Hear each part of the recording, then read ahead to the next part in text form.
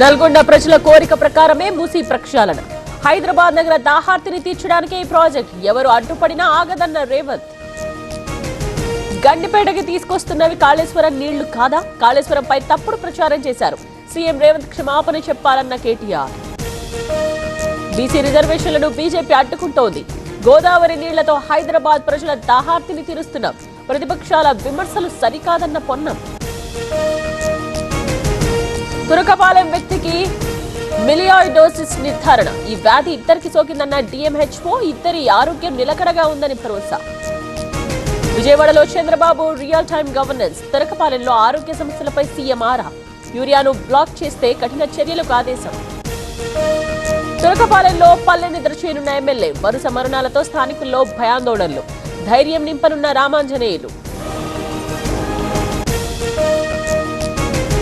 గత పాలనలో రైతాంగాన్ని సర్వనాశనం చేశారు. రైతు పోరు పేరుతో అలజడి సృష్టించాలని చూస్తున్నారు.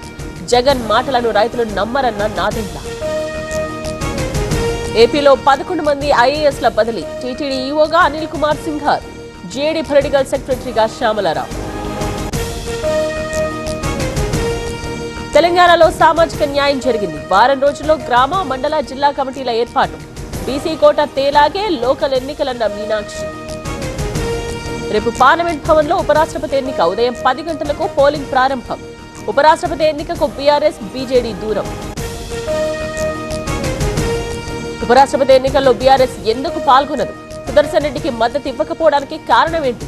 తెలంగాణ ఎన్నికల్లో ఆ పార్టీకి ఓటు వేయొద్దన్న చామల. తెలంగాణ బీజేపీ రాష్ట్ర కమిటీ ప్రకటన. 22 మందితో రాష్ట్ర కమిటీ ఏర్పాటు.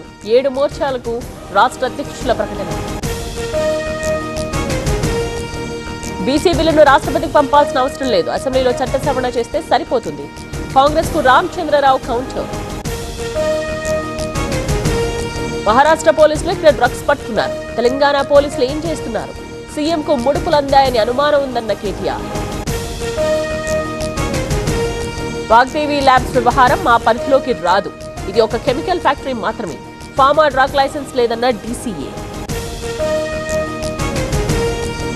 సృష్టి ఫెర్టిలిటీ అక్రమాలపై చర్యలు. ఏపీకి చెందిన 3 ప్రభుత్వ వైద్యులపై వేటు. వాసుపల్లి రవి, ఉషాదేవి, విద్యుల్లత సస్పెన్షన్.